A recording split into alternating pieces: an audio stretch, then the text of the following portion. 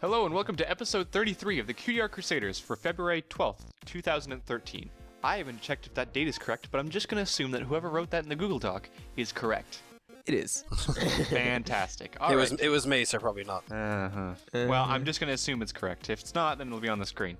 My name is Rainbow Plasma. I'm the organizer and editor of this fine, dandy podcast, and today I'm joined by... the super dandy Bernd 01, and I'm the special guest coordinator and a bunch of other fancy things. So we're going with dandy now? You said dandy, I went with it. Why did you break the dandy chain? I'm sorry. Keep going. Who are you? What do you do? It's too late. I am the ever dandy Flutter Guy 317, and I handle the art on the podcast. Ever dandy. And I am Dandelion. That's all I am. That's all I do. Oh my god. Not really. I'm most of PinkieDash, and I'm just here to say hi. These intros are getting, more and more worse. I don't even know what we're doing anymore. This is terrible. I'm not. Just get on with that. I don't know what's going on. It's become a habit just to, mess with Rainbow Plasma when he tries to do the intro, so we've, been talking over him and, poking jokes, trying to get him to crack or laugh up. Oh god. Let me explain.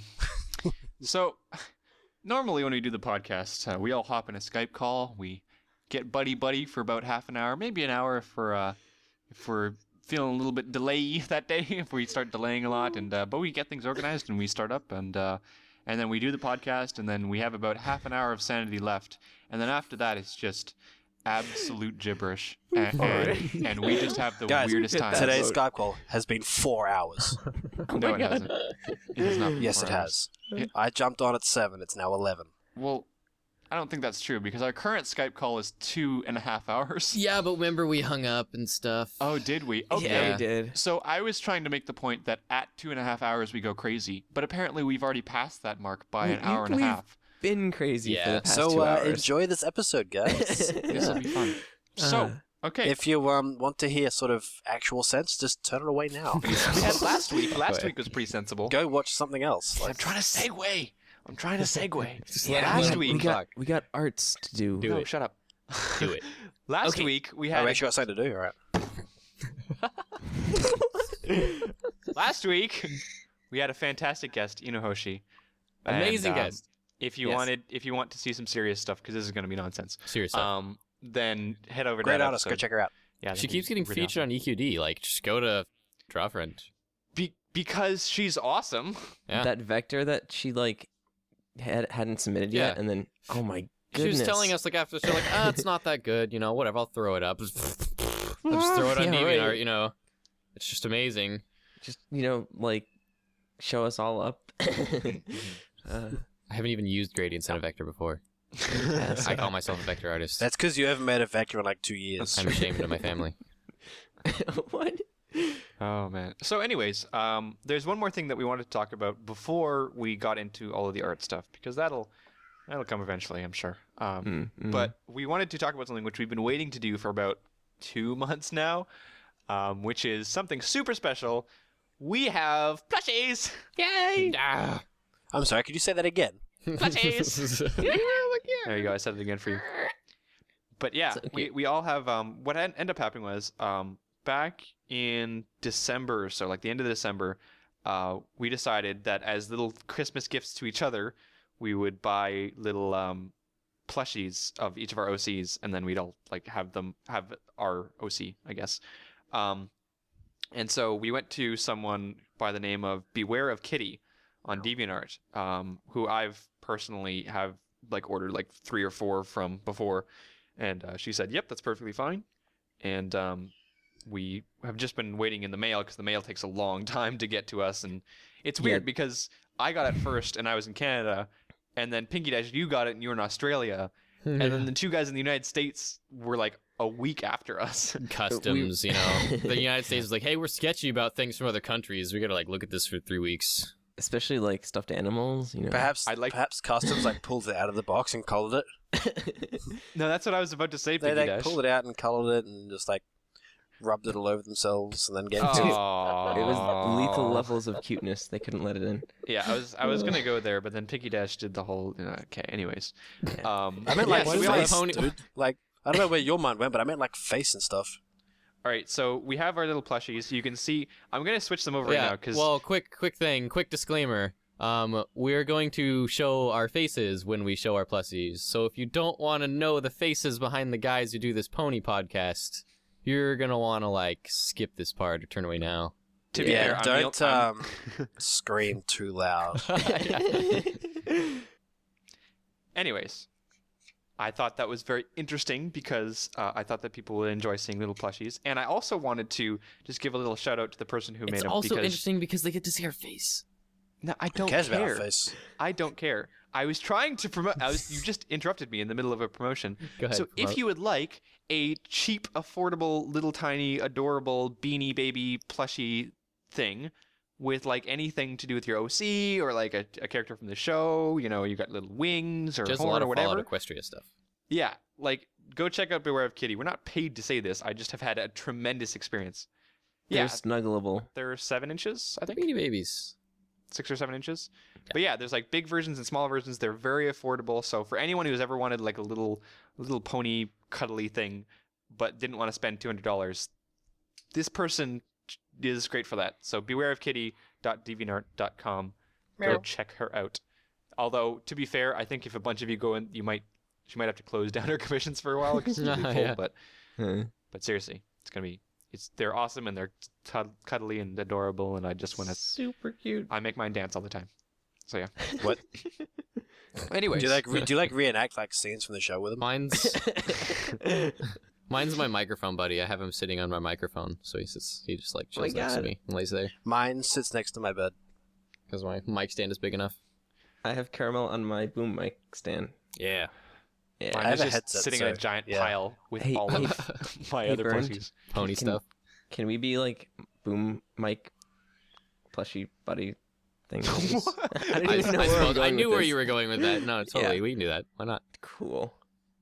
It's a podcast. Hey. Hey. All right. So one more thing is PD has a new mic as of last episode, and we had no idea how his audio came out until we like edited it and stuff like that, and it worked really good. Yeah.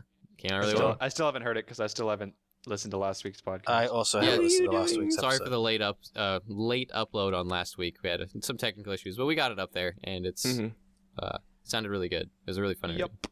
Sorry for the YouTube viewers. Apologies. So that was the third time we mentioned Petey's new mic, but we're really excited. I don't think you understand how important that is. I don't sound like an 11-year-old boy anymore. No, you still do, but I mean... I fired him. It's now me talking again. You still sound like an 11-year-old, but now it no longer sounds like an 11-year-old like down a well. What? Hey, guy. Yeah.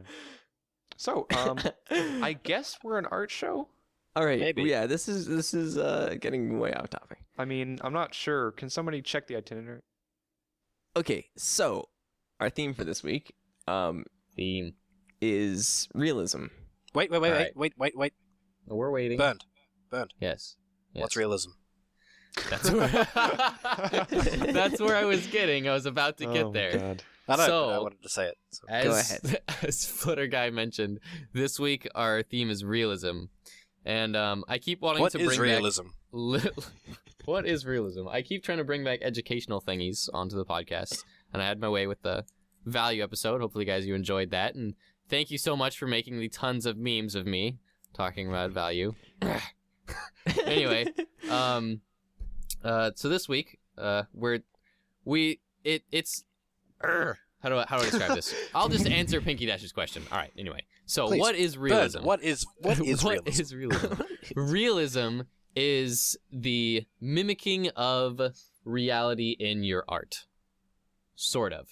So there's a little bit of leeway there. When we're talking about realism and like like the realist mode, a little disclaimer here: we're not art professionals. This is sort of our opinion, and we're trying to describe how we see realism. But there's a lot more behind realism, like it's talking about art history and so on and so forth. If you want to know about the realist movement and all that, Google it, take an art history class. But when talking about just realism in general as the realist mode of viewing art, that's what we're going to try to cover in this theme. And that's basically trying to mimic reality in your work, in your works of art, whether it be realistic looking lighting or realistic looking depth or anything like that. But again, as a disclaimer, it's like this is a little bit of our opinion, and it's hard to represent realism per se in a cartoon-ish medium, especially when you're representing ponies. But we'll get exactly into what I was that going to ask. in our theme and all that. So, well, the theme is now. So how do you represent realism in a non-real thing like a cartoon? well, so you can have a cartoon be like in realism or in the realist mode, and you can have it's not. What's a good way to describe this? Should I go out and put a pink wig on a horse and take a photo? Is that realism? See, that's not quite what we're striving for. Like when you're talking about realism, like you can talk about photorealism or like being super realistic like a photo, but that's not quite what the meaning of it, or it's more just trying to describe something that you would see in like the physical and tangible world. Something like if you saw it, you're like, yeah, I could believe that is actually happening. It's not something crazy. It's not something far-fetched. Colors look normal and how an object like would look, and you were like, wow, that color's not crazy or vibrant or super saturated, and things make sense. You can tell what they are when you look at them. You don't look at it going, oh god, what is that? And it's easy to decipher. So in a cartoon, like you can. But ponies are like crazy colors, like Pinkie Pie is like bright pink, like. It's true, but so you can have a cartoon, and like the cartoon subject or the character can be something that you wouldn't see in the real world, but as long as it takes place or in an environment that untangible. I use that word tangible, that you can like you see it and it doesn't seem like some kind of crazy dreamscape. Like lighting behaves realistically. I keep using that word because realistic is a word we're probably going to use a lot. It doesn't tell you why it's realistic, but it's let's go away from the descriptions. Just go with an example. Yeah, we have some examples, and they're good examples, and we'll talk about them as we go. But can I try and help you a little bit? Yeah, Bernd? no, please do. I think our description of realism and like the classical description of realism has more to do with how a depiction of a subject is done and not necessarily the depiction of the subject itself. So like I made the mistake when I was kind of choosing out initial art for this episode of going with like photorealistic, like ultra real, hair and manes and stuff like that. But Bernd kind of educated me a little bit. And it's more about the surroundings, how the character is portrayed, and not necessarily about the character themselves. Yeah, it's not about the super extent of detail or like trying super hard to make the character look three-dimensional.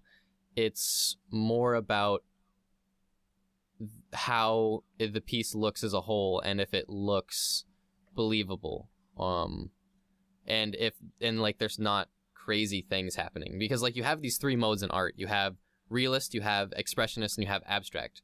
The realist mode just talks about if something looks believable, if you're trying to make describe a scene or draw something to where everything is interacting in a fashion that mimics real life, to where expressionist is emotions and colors and crazy, and it's talking about like how does that piece make you feel, or how is the artist feeling when they made this piece. So it's all about feelings. And then the abstract is about space and time, and it's much more intellectual, and it's about reducing things to their simplest and most utter form and the essence of something.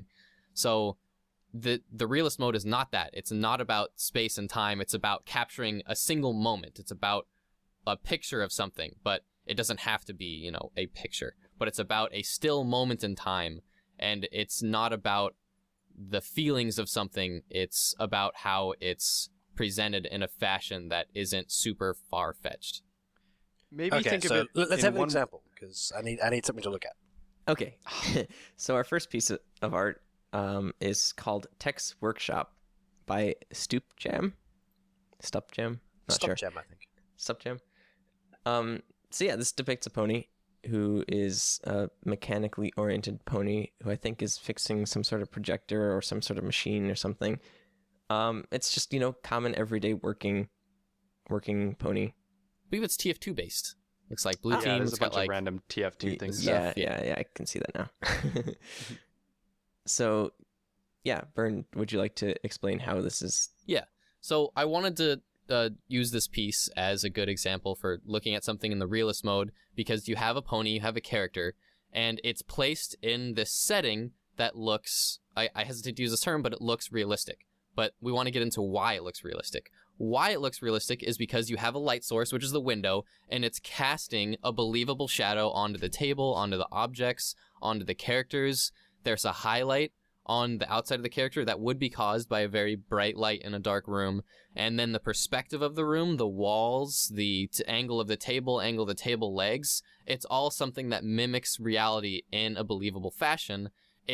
Nothing's done super incorrectly, if that makes sense, or it's not done in a way to portray some kind of emotion or goal. It's done, again, in a realist sense. So that's why I thought this was a great piece, because it uses lighting well and it uses perspective well in the kind of concept that I was trying to portray in our little theme today. If I can try and help you along there, I think something that might help people see what you're talking about is it's a piece of art that is meant, like you said, was meant to mimic reality, but has no enhancements in it. As an artist, we can do things to trick people into looking places, or, like we can do things like turn up the saturation to make things look brighter, or a bunch of different things like that. A realist piece should be a piece with no enhancements. It's almost like... Well, yes and no. Well, no, it's Go ahead, not. finish. I mean, an enhancement that would make it unrealistic. An enhancement like changing the lighting source, because technically this pony would be better lit if there was just lights everywhere. Yeah. But they didn't make that enhancement. They wanted to make it more of a realist piece.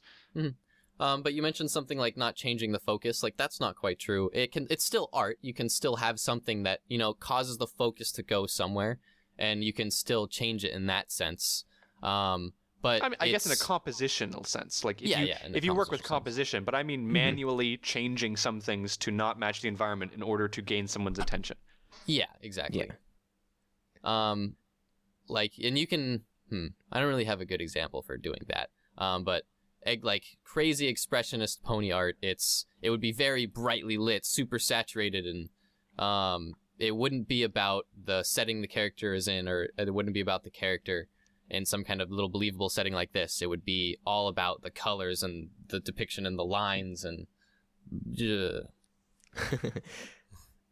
Yeah, I think when someone looks at this piece, if you look closely at it and stuff, nothing is out of place. Like, nothing's out of the ordinary. There's nothing that really sticks out. Like, the focus is obviously on the pony, but you can't really tell that by just looking at the piece.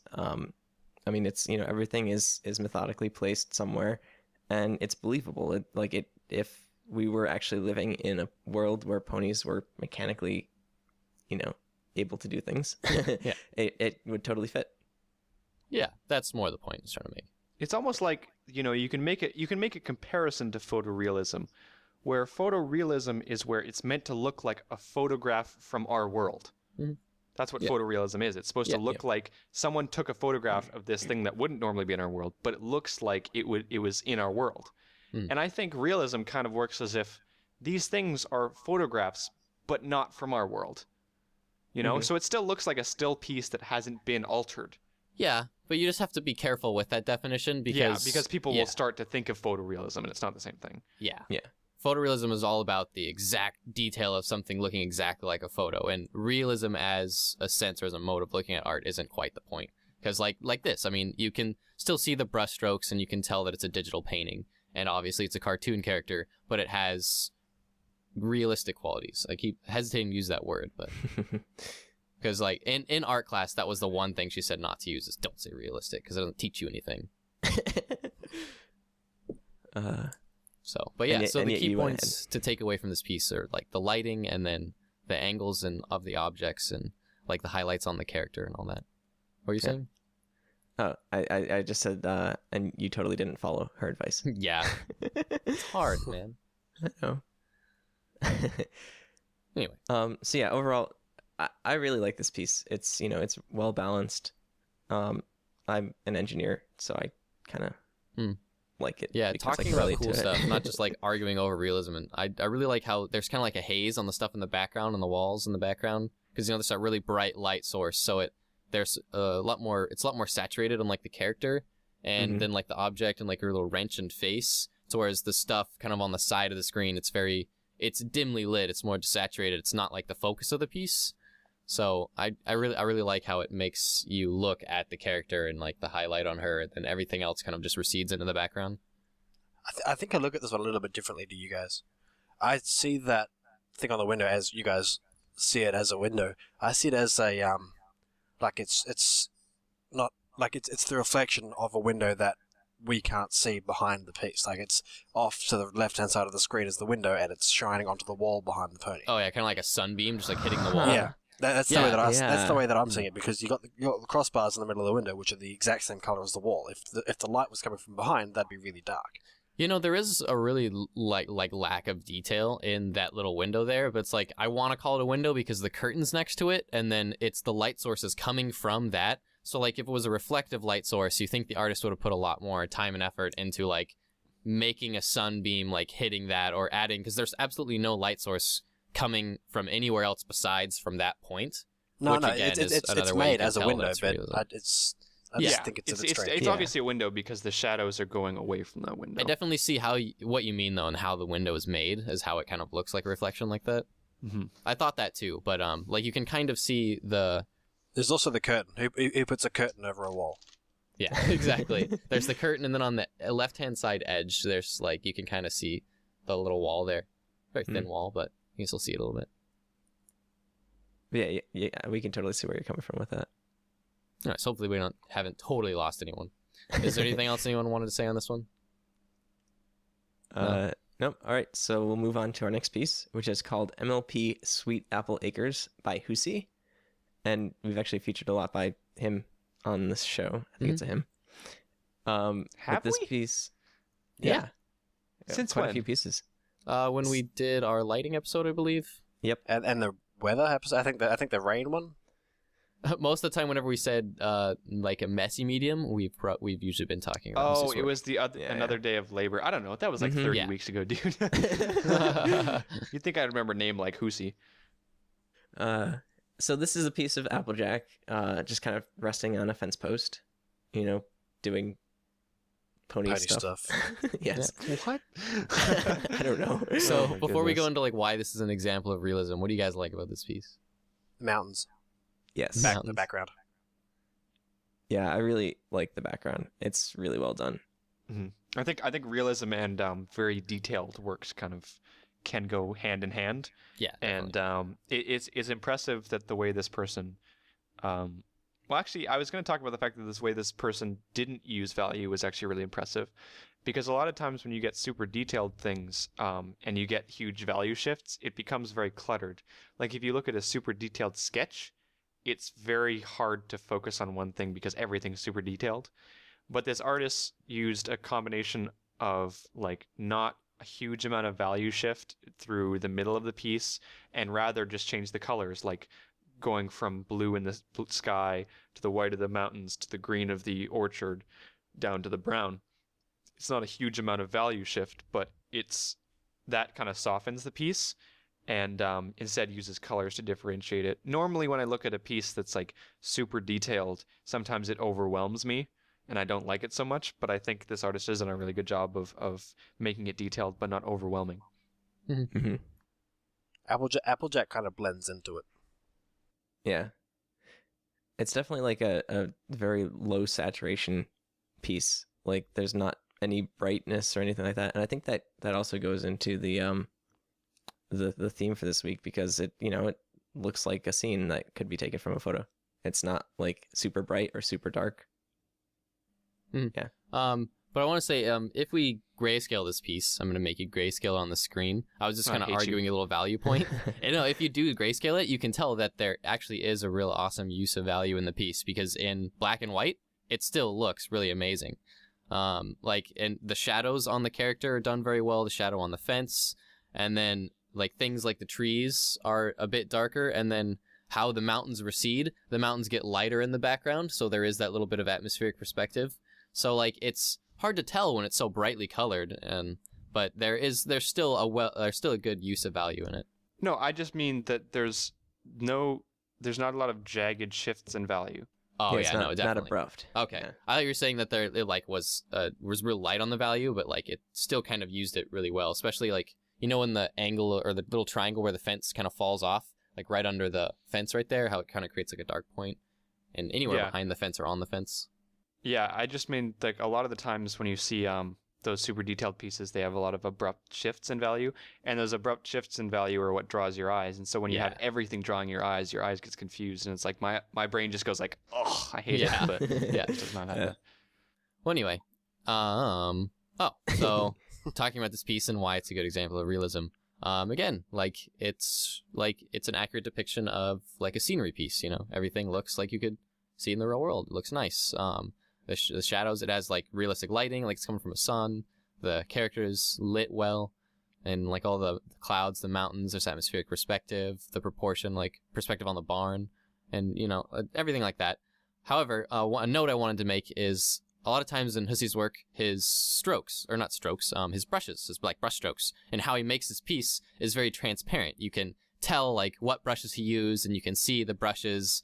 And the term we've used on the show a lot is a messy medium, and then the technical term for that is loose brush strokes, meaning the opposite of tight brush strokes, meaning that you can see his brushwork and you can see the brushes he used in his digital program that he used to paint it, and you can really tell in like the grass in her hair and some of the features on her eyes, and then in the clouds a little bit. On this one, the brushwork on this one is definitely it's much more tight than some of his other brushwork. But no, a lot of his other work is very loose brush strokes. It's and it's much more messy, and you can tell like all the brushes overlapping and the colors overlapping.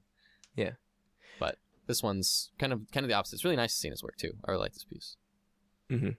I mean, all of his other work, I think, also depicts something that is loosely realism, but again, you have these big brush strokes. You can plainly see that it's being created.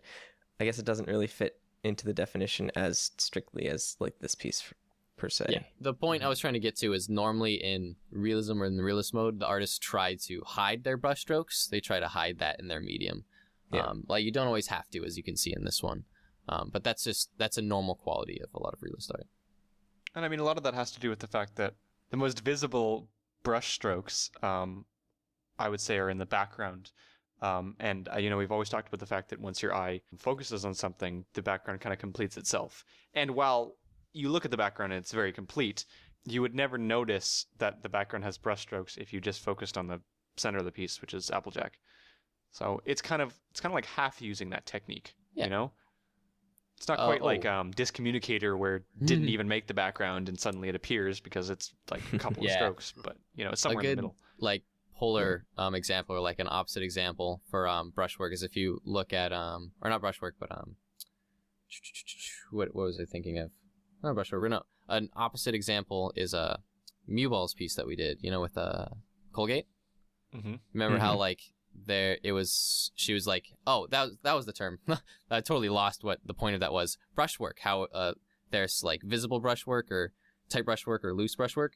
Like in this one, it's a lot more like he hides his brushwork a lot more. But in the Mewball piece we did, like it's all about the brushes. It's all about being able to see how this is painted by a brush, and that's kind of the opposite of realism, so to speak. Mm-hmm. Mm-hmm. Where it makes it more about your paintbrush and like you as an artist, that my paintbrush was here and you can physically see it, rather than trying to hide it, make it look more like a picture. Yeah, doesn't always have to. Anyway. Yeah, and it's I mean, again, this episode is more about different styles of art and not like you should do it this way or you should do it this way, because realism is just one of like many styles of art, and in this particular style, you should try and hide your brush strokes and make it like basically a snapshot in time. But it's not the right way to do, and there's not one right way to do it. Yeah, kind of. Yeah, we just tried to find a few good examples, just to make a theme. Yeah. All right. Anyone have anything else to say about this piece? Nope. I really like the background, the mountains. Yeah. They look real. And the sky's really well done. Realistic looking scenery really falls under the realist mode, like the stuff that Cosmic Unicorn makes and all that kind of stuff. Mm-hmm. Yeah. Like very traditional scenery painting. And our next piece. Nice. Actually, See, you're getting so good at it. I wanted to let Flutter Guy do it. So you're doing a really good job, but then you're like, and then the next piece, and I'm like, ooh, that's so good. I And wanted then to you're let Flutter Guy do it. I wanted to let Flutter Guy do it. I didn't want to steal well, his thunder. You can't set up a transition. That's like alley-ooping a blind person. Flutter Guy. Thank you. So our next piece, as Bernd alluded to earlier, has a very nice, like realistic scenery to it, and it's called "Nothing Is Heavy to Those Who Have Wings" by Rouget. And it's actually a really cool name. We've definitely featured Rouget before. Yeah, because we've had a debate between whether or not it's Rouget or Rouge. I'm gonna go with Rouget. I'm gonna go Actually, with Rouget. this was the person who did the CMC one when the CMC worked, when Babseed was sad and it was all that lighting from behind and all that. Yeah. Bam, found it. Nice. Amazing. If I can start off this piece, Sure. one of the reasons why I wanted to use this as another example is that it's possible to use like the realism mode or whatever in art without having to use using different styles for it. So like this style, it's done very anime-like with that black outline on the character. And it's actually kind of unique in that the background to this piece is like it's I keep using this word, but it's very realistic looking in that it doesn't have black outlines to things and it looks closer to a picture. It has no borders and everything is very smooth and it follows it has atmospheric perspective to it. It has believable looking lighting and then like everything's done very well. And then like we mentioned, as to an opposite to our last piece, the brushstrokes are hidden. The brushwork in it, it's a lot tighter and it's much more it's you know what I mean. You know what I mean. I keep laughing and tripping over my own terms that I'm using, but his brushstrokes are much more hidden than in the last piece. I like that the pony isn't the focus of this one. Like I'm looking at it and my eye doesn't like see the pony first. It sees like the background first. Ooh, yeah. A last point on that is like the highlights on the character. It's done like in the Babseed piece we featured, but the highlights on it are believable in that the sun is, coming from behind the character, so that portion of the character isn't going to be brightly lit. He does that a lot. If you look at the rest of his gallery, he does that a lot. Mm-hmm. It's really well done in all of them. Creates a very cool style. Yeah, I like that you brought that up, PinkieDash, because it's not often that you see a piece where like the pony isn't the main focus. Like this piece, really the mountains are the main focus. Yeah, and the scenery. Which kind of look like they're floating. Yeah. It's cool. Reminds me of there's an anime like movie out there that's pretty something flying. There's an anime for that. Something flying castle.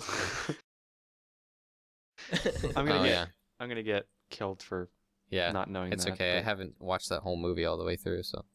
Do you know what I'm talking about though? Yeah, very good animation. My brother-in-law loves that animator, and he has like 5 movies and always talks about him, but I can't remember the name, so I apologize. But yeah, that's where we're getting the whole like anime style thing from. But I thought it was really interesting, and this is why I brought up Is it Kiki? Kiki's playing? Something. Sorry, go ahead. No, that's the person for Tara Strong. No, go on. So that's the reason why I brought up the whole picture thing before, and I really want to make a disclaimer on this because people will get confused between photorealism and realist, coming from like making an art piece using the realism method. I don't know. There's 2 different things, and the photorealism is making an art piece that looks like somebody took a picture of it in our world, recreating it by hand. Right. So it looks like the finished product looks like someone took a picture of a pony that suddenly appeared in our world with the hair strands and everything super realistic, okay? Quote unquote, super detailed and all that. What we're trying to describe with realism is that it's similar. It's like you took a photograph. It's a complete scene, but it's not of our world. Yeah. So it's almost like kind of slice of lifey. It's a finished. It's a very much dependent on the piece being a finished piece with a background and a almost like a an event going on, or like very slice of life. I don't know how to describe it, but Yeah, this looks like a photograph from a different world. So what if my character's world is badly drawn MS Paint sketchy and it's all black and neon colors and stuff? Is that realism? We'll call that abstract. And we'll move on. The key terms to take out of this, as far as realism goes, is that it looks believable and it looks as if it were to be tangible, and it mimics the real world. It's all about trying to mimic the real world in your art, and that's a lot what realism is about. So this piece mimics the real world very, very well in the lighting and in the shadows and in the scenery. Uh-huh. Anyway, that was about as well as I could put it. It's a tough subject, but if you consider the other ones, the expressionist and the abstract, it's kind of like everything else is real. It's not quite, but I hope you guys get what you mean by it's a scenario happening that is not extravagant or added on to. It's just we're seeing the scene as it is. Yeah. Also, well, again, I keep trying to like argue with you. I'm not trying to argue against you, but you can have a very extravagant scene in that something by like Zymo 5, where he has that picture of like the army of crazy Crystal Kingdom clashing with the changelings. Like you can have crazy scenes, but they still have to be depicted in a tangible fashion. So like your brushwork and your colors and your line work can't be crazy and unfashionable is more where that gets to. So yeah. I think you see a lot of realism art in depicting like everyday activities, but yeah, like you're saying, Bernd, you can have these like kind of extraordinary activities, but depicted in a realist fashion. Yes. Yeah. And it would still work. I'm just trying to make sure people don't like get that crossed up. Like, oh, I can't draw crazy flying ponies and wars and angels and demons. It's like, no, you can, just in a realist fashion. And that kind of ties into our next piece a little bit, which is actually by Zymo 5. I don't know if anyone has anything else to say about this piece. No, that's about it. If we can go on. The clouds on the right-hand side of the picture look like they're a photograph. Yeah. Very good observation. They do. Yeah. All right. That's how good they are. All right, so our next piece is called Derpy's and Carrot Top's Journey by Zymo 5. Part 1. Derp! Derpy's Part face. 1. Adorable. Yeah. I insisted we have this one. We were debating on the fourth picture, and we had about 4 or 5 different things that we wanted to put on here. And I was like, no, we got to do it because of Derp! Yep, because of Derpy. This piece is fantastic. Uh-huh. This is also another interesting piece in that it's still done in like a realist mode, but how it's depicted in the color is very stylistic and done for artistic means rather than describing actual life. But what do you guys like about it? Derp! Derp. Yeah, I'm going to have to agree with Rainbow Plasma on this one. Derp. I think this is actually a really good example. Sorry, go ahead, PinkieDash. You can. The great use of color in this. For example, everything that's all old and ruined, and all the evil little skeleton things, they're all really pale, washed out, not much color, or like sort of grayish. But you got the two characters. You got Derpy and Carrot Top. They're both full of color, and there's the flag on the right hand side, which depicts like ancient civilization pony, and it's also colored. Yeah, something very cool about that flag is when you look at this piece firsthand, everything like the background, the things below, they recede into like the background and you don't really notice them, and your eye instantly goes to Derpy and Carrot Top and that light beam on them, and like that's the focus, and then you kind of notice that the pony statue there, but that red on the right hand side of the piece, it attracts your eye to it. It makes you want to look at it, and you look at that red flag, and that flag brings you down into those skeleton ponies and the red in their eyes, and the red in that flag connects you with those skeleton ponies in this piece. And I thought that was really awesome when I was looking at this, because like you see the derp and you see Derpy and you love it, and you see the sunbeams and it seems so happy and carefree, but when you see that like dilapidated flag and it brings you down and you see those ponies, you're like, oh, this isn't quite such a happy piece. Yeah, for sure. It's definitely, I mean, a lot of people mock this, and it's completely mock worthy. Please, like, don't get me wrong, it's completely mock worthy, but with this art piece, it's almost as if like viewing it is an actual experience, as opposed to like, and this is coming from someone who would laugh at someone who would say that, but like this is actually like the way you were describing. It's like the journey of your eye and how it attracts it and takes it different places. It's almost as if it's like 3 pieces in a row. You know, like a comic. Like you have the first, like the light part, and then you see this flag, and then all of a sudden skeleton. Anyways, I wanted to make a point before, which was you were mentioning that people shouldn't stray away from things that might not happen, as long as they're presented in a realist way, right? Fashion. You should have rhymed. You should have said fashion. Sorry. Go ahead. Yeah, no, definitely. So this is a good example of that because these are undead skeleton ponies. Yeah. And you know, obviously that's not realistic, but it's presented. I don't know. I've got one chained up in my basement. It's presented in a believable fashion. You know? Absolutely, yeah. On this one, I keep talking about the colors, but the colors are very muted. They're very desaturated, and that's done as like an experience to like be more of the experience of looking at it. But how everything is depicted is still very realistic. So it strays away from realism or being photorealistic or whatever you want to call it in desaturating the colors, but it's amazing in just like, what's the word I want for that, but expressing the piece artistically, I guess. Yeah, I mean, I just wanted to point out that it looks very, very much like the colors haven't been, I'm sure the colors have been very not only carefully chosen, but altered in a way in order to get that kind of experience, but it doesn't look like it has. Yeah. It looks like it might have just been this way, you know? Yeah, definitely. And I think that's what's important when I was saying that it's not modified. It doesn't appear to be modified. It can be modified in order to do things like that. But there's no way that we can look at this piece and be like, oh yeah, they definitely did this. But I mean, even everything, like the depth is great, atmospheric perspective is great, how things in the background are saturated, and I love how there's like that blue creepy fog and they're like walking into this creepier, darker zone with like a happy zone behind them with the sun and the beams. I love this piece. I love how Zyum's little watermark in the corner matches the blue fog. Oh, yeah.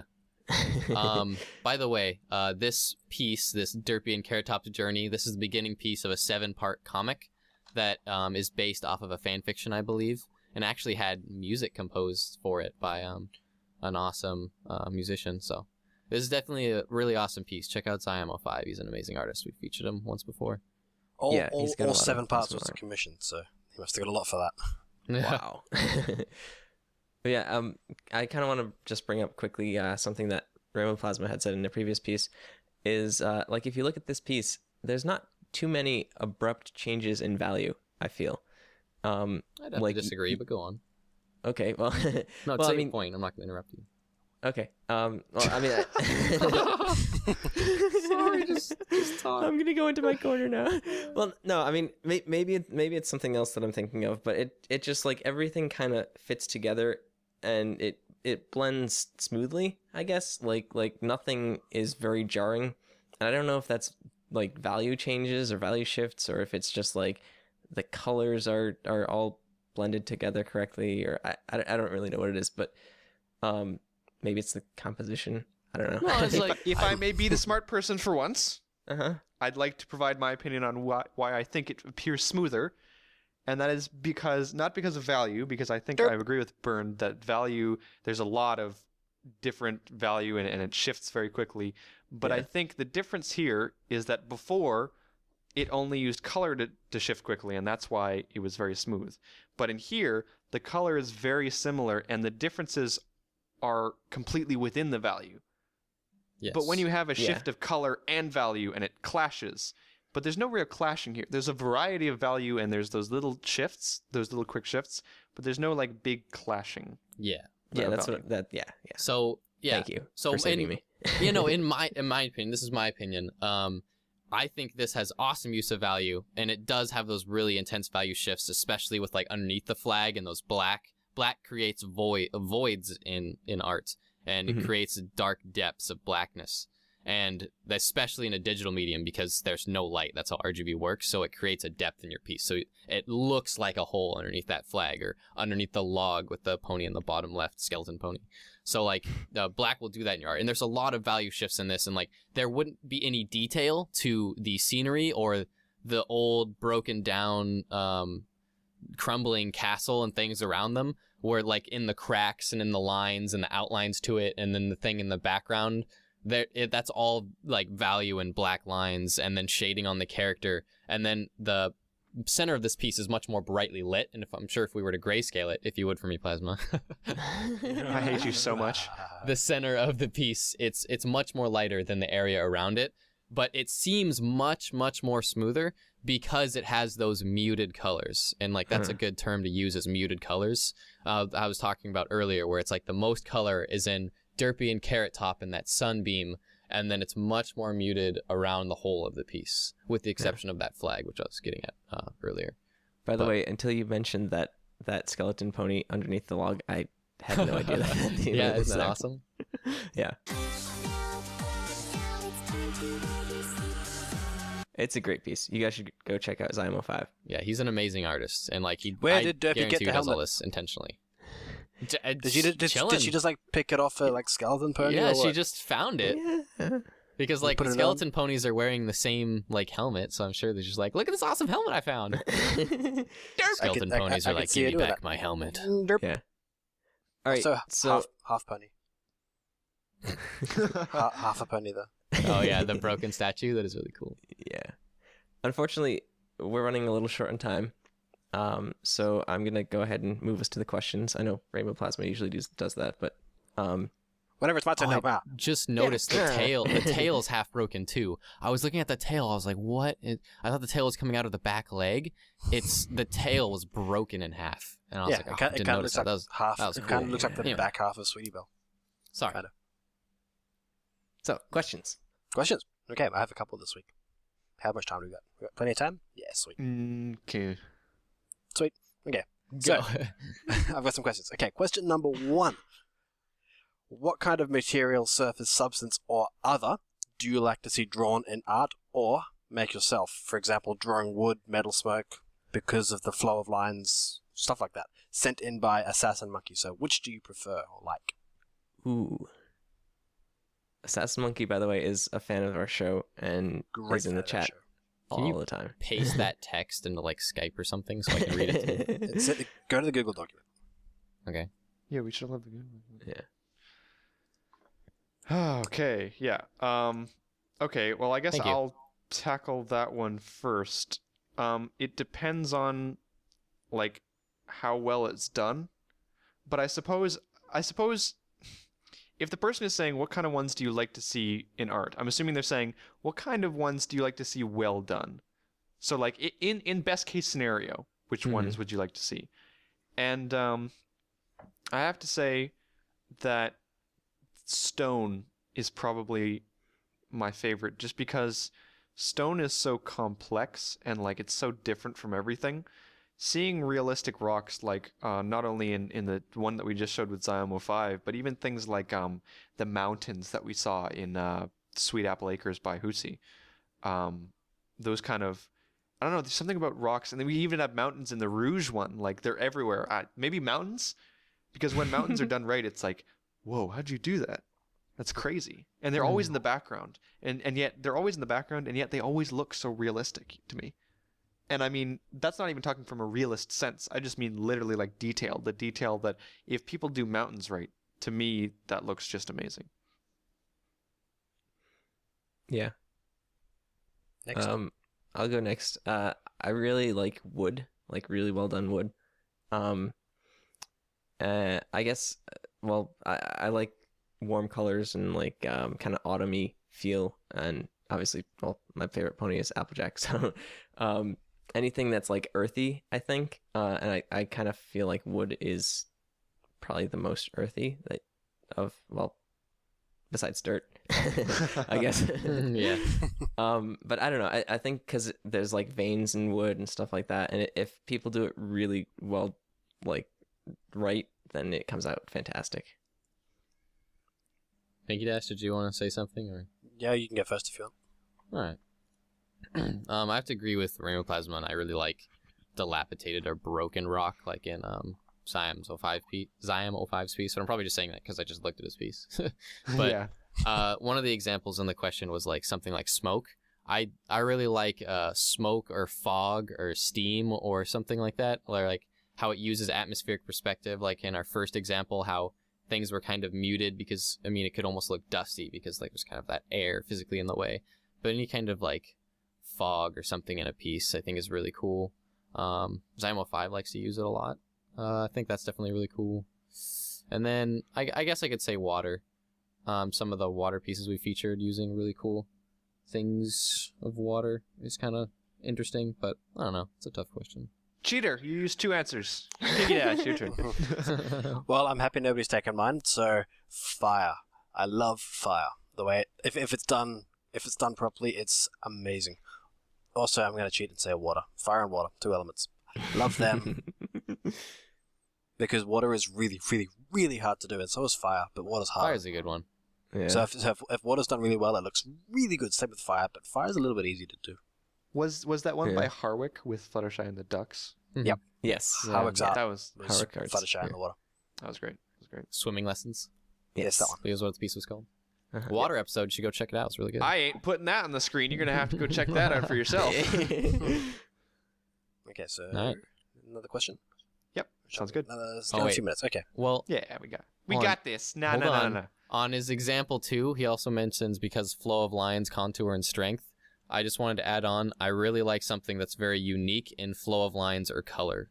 We've featured a lot of pieces, especially in our clouds episode. The piece with Rainbow Dash looking up at the clouds. You can go check that out because we're not on the screen. But that was very, very cool. Anything unique like that. Like how in Zymo 5, he has very unique muted color. I really love things like that. So That ain't no material, Part 2. Bernd. You going it's off how question. it's how the material is depicted, whether You it be going off clouds or question. fire or whatever. Something depicted uniquely. He's going off Okay. question. That's guys. valid. Can you believe it? Say. Alright, next question. Next question is, when you come across a new piece of art, what do you first look for in the image? Sent in by CrowZX. I'm going to answer first because I want to. I don't particularly look for something. I just like sit back and let the image show me what it wants to show me first. So, for example, that one that we just had, the Zymo 5 one, it's the first thing you see is the 2 ponies and the red flag. I don't look for those, it just happens. I would like to add that is an amazing way to look at art. And in my opinion, that's probably how you should look at art. You should never be looking for something when you look at an art piece. You should let the piece speak for itself, just as you said. Absolutely. I would even argue that this isn't a question to ask all of us because that's almost like a right or wrong answer. Like, I mean, everybody looks at it differently, but I think for sure, if you were asking us what kind of art do we look for, it's different. But if we were just to sit down and you were to show us a piece of art, I would just let it naturally happen, and I think that's what every single person should do. Yeah, and it differs from piece to piece depending on what the artist wanted, the focus of the piece to be and the composition and everything. So I think we can all agree that we look at, like, we let the art do the talking when we look at something. But is there anything that just like opinionated that you really look for when you look at a piece? Because I know personally, I always look for something unique. I always like, what does this piece have that is special, that is different or done uniquely over other pieces? Kind of how I was mentioning previously, like, why is this piece fantastic over other pieces? And I always look for something like that whenever I'm looking at art. Kind of like how in the Zymo 5, how it was very muted and then like it had that red, and it was very fascinating to me and like how it was depicted. So like I look for that in art. Do you guys have anything similar where when you're looking at an art piece, like I hope it surprises me or some kind of thing you look for? Maybe really opinionated. I would say because we've mentioned before that I look at art from kind of like I'm not sure what the word is, but I look for it, and what I get from art is the emotional side of it. And so I guess after looking at it and kind of taking in what the piece has to present to me, I kind of reflect on that and go, well, how does that make me feel? That's an awesome point. Mm-hmm. That's the first thing that I do immediately after. And that's like, we say this is all subconscious. This isn't like I look at a piece and I'm just like, all right, now what am I going to feel with this? It's just kind of like a natural.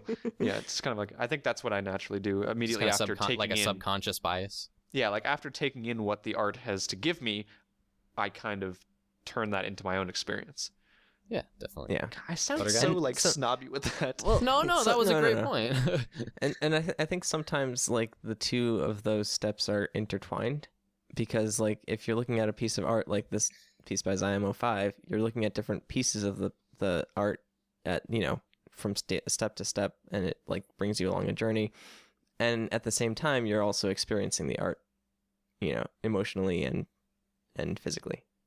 You gotta feel the art. All the feels. Oh, don't use feels, please. Bernd has ruined So that many word for me. feels. Why Feel can't I all those hold all these feels. feels? I never want to feel that feel I felt that day. Does anybody else have an answer, or can we move away from that as quickly as possible? Okay, next question. Yes. Please. Are we having please, another please. question? Yeah, Another one question. Okay, because we always have to one that's funny. This guy was pretty cool. He sent in one for like all of us. So this week, Rainbow Plasma has been hooked on horn growth formula. How do you break him from this habit?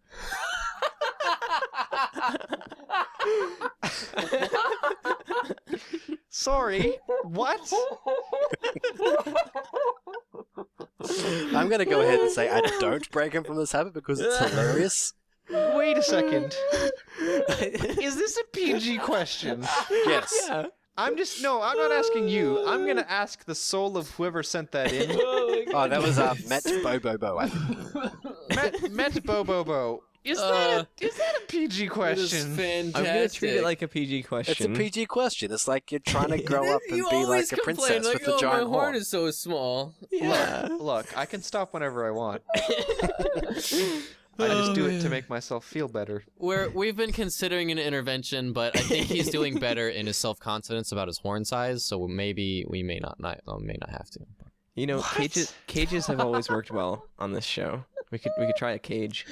Oh goodness. What? That's fantastic. I haven't even read the other questions. I'm pumped to hear what the other ones are. This is why. Well, he's gonna save them for future weeks, aren't you? Yeah, don't spoil yourselves. Yeah. Oh, Wow. my God. they're all- Don't even let me read. Don't even let me read them. That's fine. No. No. This is exactly what I was. Remember, like a couple weeks ago, when I was like, maybe you shouldn't like show us the questions first. This is why. Right there.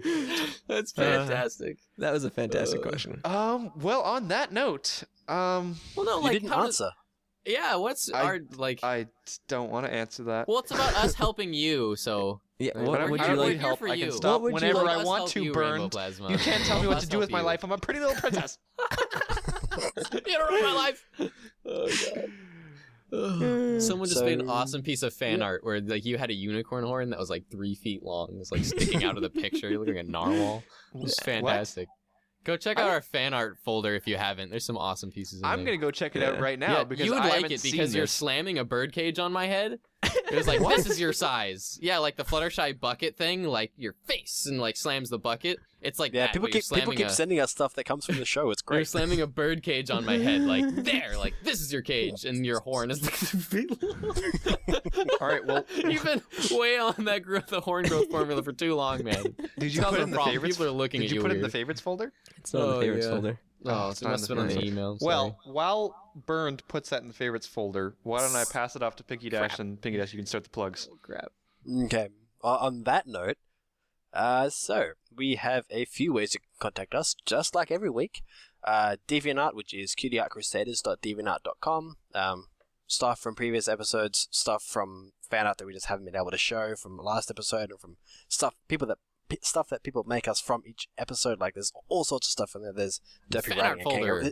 There's Derpy riding a kangaroo in there. Like Yeah. what? Kangaroo mailing service.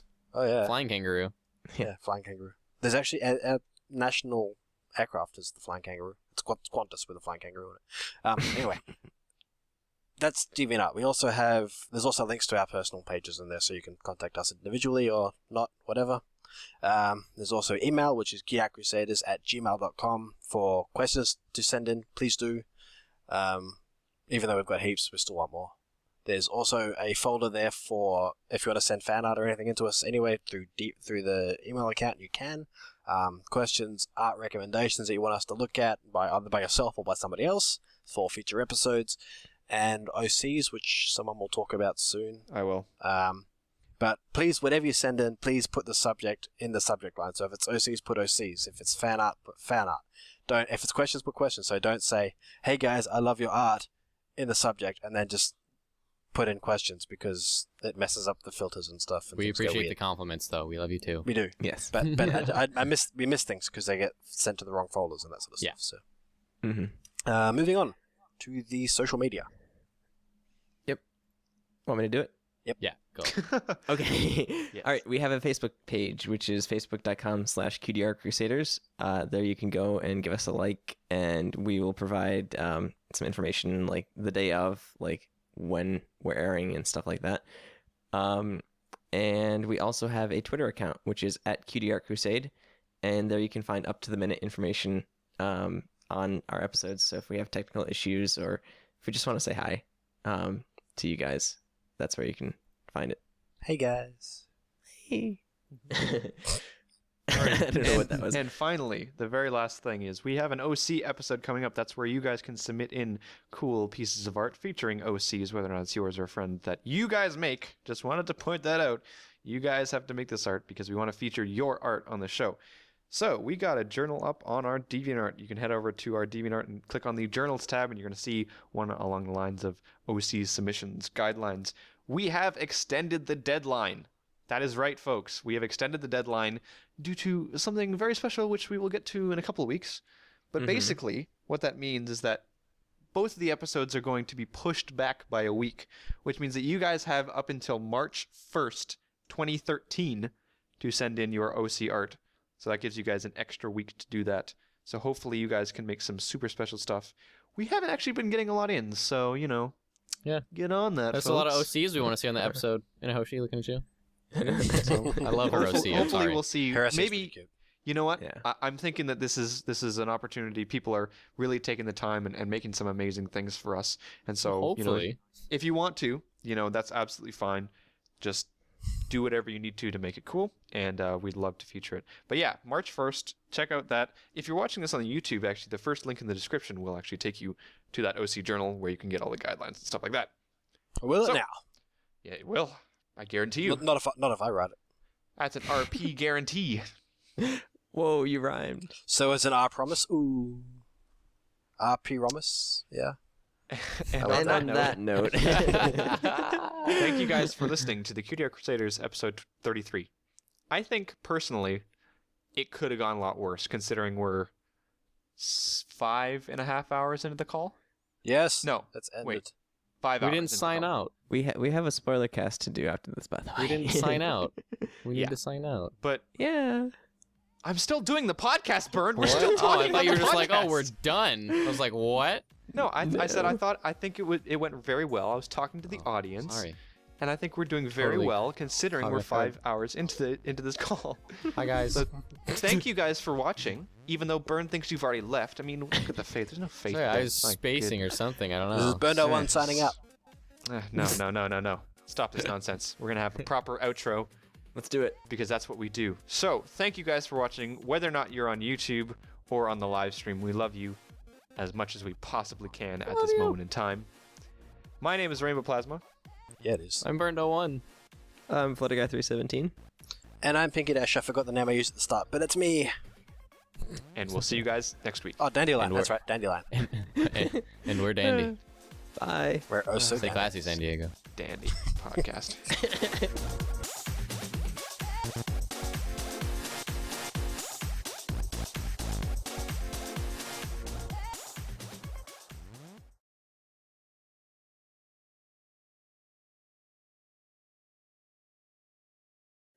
Hello and welcome to the 10th spoiler cast for the Cutie Art Crusaders. This week we'll be spoiler casting episode 12 of season 3, Games Ponies Play. And this was kind of an interesting episode because it was like Introduce yourself, damn it! right. I'm Flutterguy317 and today I am joined by PinkieDash. And Rainbow Plasma. and unfortunately Bernd could not be here. Because he just never comes to these things anymore. I know. I think 'Cause he he hates works us. at this time or something like that. I don't know. I can't remember the last time we've actually had all 4 people on. On the spoiler cast, yeah. Yeah. Maybe the first one. Yeah, maybe next week for the finale, we'll try to have everyone on. Yeah, we'll see if we can get him.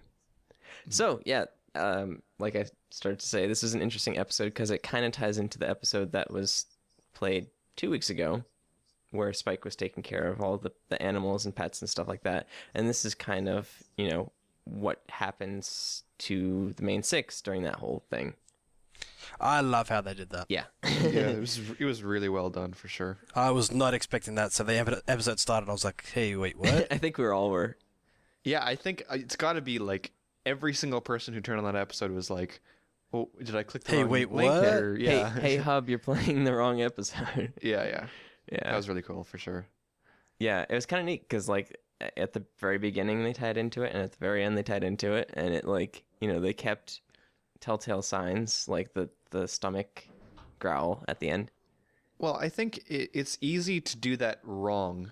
And I think an easy way to do that wrong is to have two simultaneous storylines going on and trying to call back and forth too much. Mm-hmm. Because then it diminishes both of them. So having them between two episodes was actually a really smart move. And even in this episode being the second one, not having too many callbacks to be like, hey guys, remember that episode you just watched? Yeah. Like, it not having too many callbacks was nice. Because you can do it wrong by having too many of those things. It kind of diminishes both sides so that it's no longer about those actual stories and more about, hey, look, we put two together. So they did a good job. Yeah, and I think that the two stories are separate enough apart that I don't think they could have done something like that where they intertwined them. But Yeah. yeah. So as a whole, I enjoyed the episode. I thought it was funny, cute. I mean, it's kind of a cliche storyline. They choose the wrong pony and kind of. Well, yeah, you can see it coming from a mile away. I think everyone who watched it was like, Yeah, I see where this is going. Yeah. There's two things about that. First of all, we're watching My Little Pony. Yeah.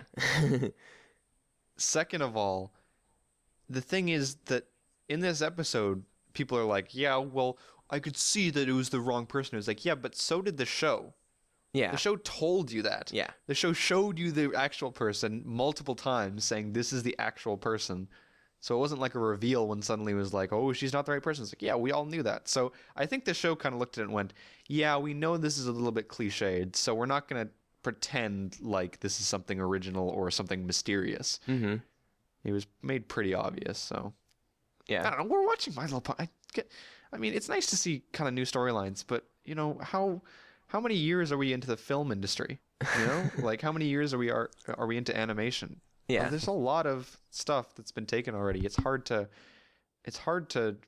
come up with something super original every single week for 13 episodes, Yeah. It's tough. And I can do it. I'll do it. I'll write some episodes. I'll send them in for season 4. That's just in I'll do it. PinkieDash making fan fiction, apparently. And sending it into Hub.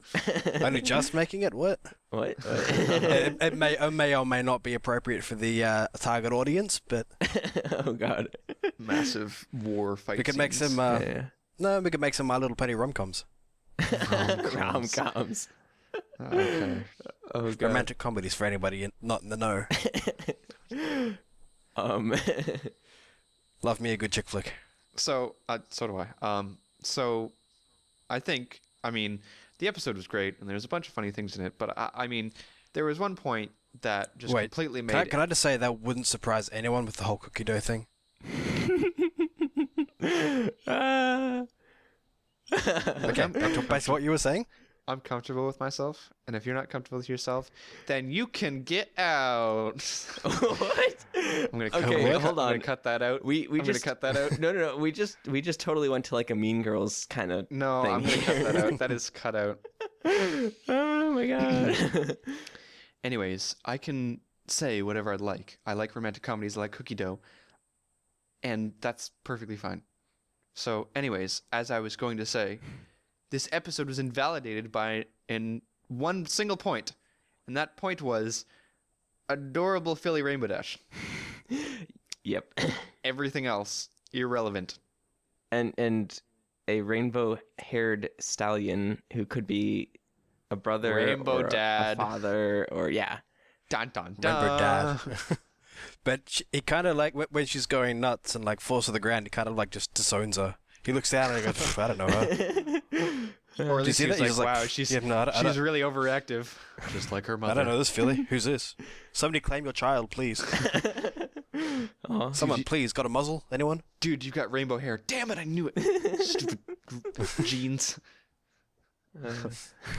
But I yeah, don't know what his that's cutie mark is. really, really awesome that they have Rainbow Dad in there. Yeah. So now my headcanon of Rainbow Dad and Firefly makes Rainbow Dash can be complete, and everything will be right with the world. In my world. You'll sleep soundly at night, and you know. Oh, I'm gonna sleep very soundly tonight, knowing that I got another helping of Philly Rainbow Dash. In your head, Rainbow Dad is grandfather. What? Why would no? Because Rainbow Dash has kids in your head. He's trying to say that I am the child of Rainbow Dash. No, I'm not. You have this headcanon where Rainbow Dash is a mother to these two ponies. Yeah. Oh, you're talking about Shooting Star and yes. Ragtag? Yeah, them two. Mm-hmm. Okay, fine, but sure to them. But you just said in your mind he's grandfather. He is grandfather. No, to them, yeah. But not to you. Right, but you said in my mind. It took me a while to get it, but it kind of, yeah, okay. No. I accidentally a word, so what? Yeah, there, okay. At least we're on the same page here. Okay, well, as much as I was about to try to make a big deal of that, seriously, there's more stuff to this episode than that. So yeah. Rainbow Dad, that's awesome. What else? Comedy gold. Adorable faces. Yes. And awesome faces. Yes. Vectorable faces for anyone who is into vectoring or art. I mean, we're kind of art people. Awesome Pinkie Pie. Great Pinkie Pie, made me laugh. The comedy gold moment when Rainbow Dash smacks into the glass and then slides down. Yes. That was great. Fantastic. People can call that cliched too, because that's a cliche thing. Still funny. Yeah, I know. It's really funny. I love just like the extra long like slide down, and then afterwards she doesn't just come back, but she's like come back and she's like super tired and her hair is all like messy, and she's just like, glad you had a nice day. And Rarity doesn't even notice. Like, I mean, she notices, but then doesn't even look up at the. Yeah. It's fantastic. Yeah, I loved that. Wasn't this supposed to be a Rarity episode? No, I don't never. think so. I can do with that. I can do without a Rarity episode. People were trying to say that it was a Rarity episode, but it was more of a main 6 episode because everyone was involved. And I mean, you didn't really see much of Rarity besides that she was doing hair stuff. Yeah, for sure. So I don't know. She didn't have a single Rarity centric episode no. that I remember. Anyways, she's the only one of the main 6 who didn't have a character centric episode. Cool. But she did have a lot in season 1 and 2. I think she had the most out of season 1 and 2. I don't know. I haven't counted, but I remember her having a lot of like blatantly Rarity episodes. You know? Yeah. So. There's been a lot of Pinkie episodes. I'm okay with this. You would be. Yeah. I am. Very. PinkieDash has got the same blinders that I have, but for a different character. It's like for PinkieDash, Pinkie Pie can do no wrong, and it's just. No, she can't. You see? There you go. It's true. By the way, Yep. round and big. and big and It's round. a big round room. Yeah, their tour was hilarious. That was awful to her. Oh, I would take that tour. Well, yeah, because Pinkie Pie would be giving it, and yeah. So I guess Yeah. Cadence is just like living there, and like she's their version of Celestia. Well, yeah, she's the princess of the Crystal Empire. Yeah. Right. Which, by the way, Crystal Empire, not Oh, Kingdom. shut up. You mentioned that all through the stupid episode. By the way, Okay. I find it strange that she isn't Crystal though, because like But she is. Look at her cutie mark. yeah, But she's not like. She doesn't have like the overlay that the other ponies have. yeah, Well, she couldn't have been born in the Crystal Empire because it's 1,000 years old. Right. Maybe it's And it genetics. was yeah. yeah. Okay, Perhaps she's the daughter of but the last queen. But in the first 2 episodes of the season, we saw that like other ponies can also become crystallized. because of giant blow-uppy crystal magic. Yeah, but you would think But that not like, all the time. like living there would have some sort of effect. Maybe she can do it all the time, but it just drains that energy. And so she's like, I'd rather use the energy on other things than to make myself crystal. You all know I'm your princess. I ain't need no sparkly dangle jangles. What the heck? Where did that? Okay, you are like. But she gets sparkly dangle jangles in her hair. I suppose so, but it's a special occasion, right? Yeah. Okay. Yeah. All right, what else? I Perhaps she gets them with. I don't know. Yeah, you No, have no idea. yeah, well, No, I don't. I was thinking maybe she gets them when she becomes queen, but she's totally the queen. yeah. The Except they won't ever use the word queen. no, except for No, of course Chrysalis, because Yeah, because queen, like kids view queens as evil and princesses as good. Yeah. yeah. So yeah, Yeah. I'm okay with that. Whatever. I'm not really gonna care whether or not someone's called a princess or a queen. My goodness. It's just a idiosyncrasy or no, that's Yeah. that's the wrong word. Anyhow, Semantic. thank you. Anyhow, something other that was interesting in this episode was Twilight had breathing exercises to try and stay calm. And we had no idea about that until she actually started doing them. Yeah, it was kind of like I mean, I don't want to use the word subtle because they did it 4 or 5 times on camera, but in terms of MLP, it was very subtle because they didn't talk to us about it. But they were just throughout the entire episode, there's 4 or 5 times where she just, instead of freaking out, she had this routine. Yeah, breathing in and out. And normally they'd be yeah, I get that, it totally works. But normally in a show like this, they would talk to you about that and have some sort of episode, and that would be a continuity thing. So I think there's nothing is done in these shows without thought. Well, okay, that might be not true because background ponies. But a lot of things to do with the main 6, when you're oh, that didn't really mean anything, can actually mean something later. So I know I'm saying this a lot. There's a lot of little things happening in the background. Yeah. Yeah, I'd say That's that maybe what you're saying. there's a lot of things in this season that could be leading up to this finale. And I don't know which pieces fit in there, but I know there's spaces for these pieces in this finale. And the fact that it's only going to be one part, I'm really hoping that it's comes together really well. Yeah, because season 1 had this overarching continuity thing to it with the whole the gala, and season 2 kind of didn't have something like that. But I have a feeling that they're trying to do something similar but not the same with season 3. There's little bits and pieces that I think are all leading up to this final.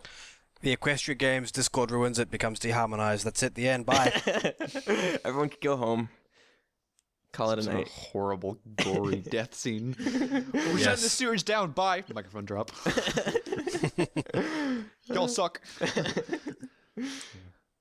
No. Yeah, they've got all these different things Discord, and they have Twilight learning new magic, and there's that dark magic, and there's that book, and suddenly she's got breathing exercises, and there's all these little whenever Twilight's not the focus of an episode, there's something that she does.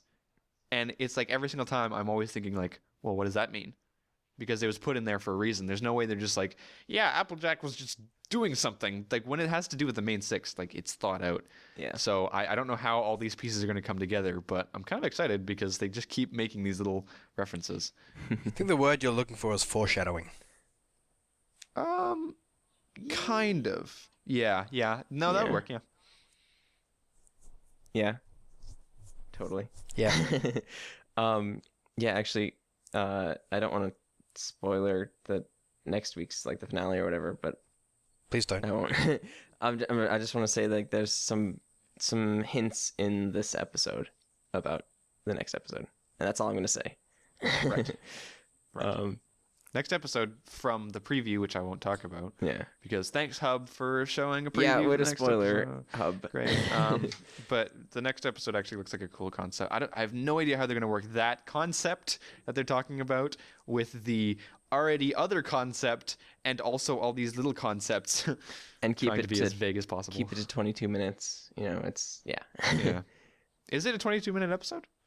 I think so. If there really are only 13 episodes, I mean, they might pull a super long episode. Yeah. But usually they split that into 2. Yeah. But who knows? I'm excited. I don't know. Yeah, it's one of those weird I'm half excited because there's all these different things, and then I look at the time that they have, and I'm ooh, because they had a Discord episode which I felt was a little bit rushed. So maybe next week. I'm hoping that next week isn't going to be terribly rushed. Yeah, that's the thing. Most of the episodes don't feel rushed, which is good. Like their pacing is well off. Oh, for but sure. that one Discord episode, and I have a feeling if they try and put like too much into Everything. this finale, that it might end up being a little rushed. But I don't know. We'll just have to see. There's no point in getting up in arms about it now where we haven't seen the episode. So Yeah. We will see next week, I guess. Let's do like a 24 style thing.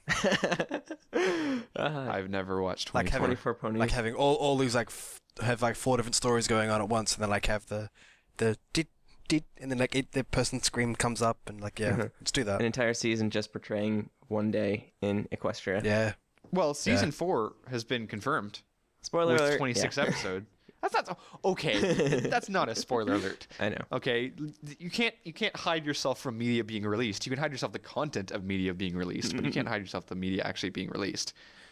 But yeah, like so, season 4 has been confirmed with 26 episodes. So if they try to do that again, that'd be cool. Like the Yay. continuity. I can't wait. Yeah. Hmm. Yeah. So I mean, overall for this episode, it was enjoyable. It basically turned what I felt was kind of a filler episode, like 2 weeks ago with the pets and Spike and stuff like that, into something that's not really filler episode. I'm glad Bernd's not here, so he doesn't keep ragging me about that. Yeah, because like it gave some extra. No, we're not. Neat. Don't don't bring this up again, please. Okay, I won't. What? Bring what up? I missed Bernd. I missed something. No, it's just I thought it was a filler episode last week, and people got on my butt about it. So basically, it was nice to see an addition to last week, and I think this episode has made me like last week's more because I tie the two together in my mind now. Fair enough? Mm-hmm. All right, fair enough. Exactly. I guess. Yep. So bye. So yeah. So stay tuned for a Spoilercast next week for the finale. The last spoiler cast. For a year. Just for a year. Just for No a big year. deal. We'll be back. You know. I haven't even been doing this podcast for a year. But all right. All right. So I guess that's it for the Spoilercast. And we'll see you next week on the Cutie Art Crusaders. I'm FlutterGuy317. I am PinkieDash. And apparently we're in slow motion. You're Flamebow Plasma. I can't even say it. Flamebow Plasma. Nice try, though. Flamboyant plasma. Flame bluff plasma. We'll go with See you that. next week. Bye, guys. Thank you, blotter guy. Oh my goodness. We'll see you next week.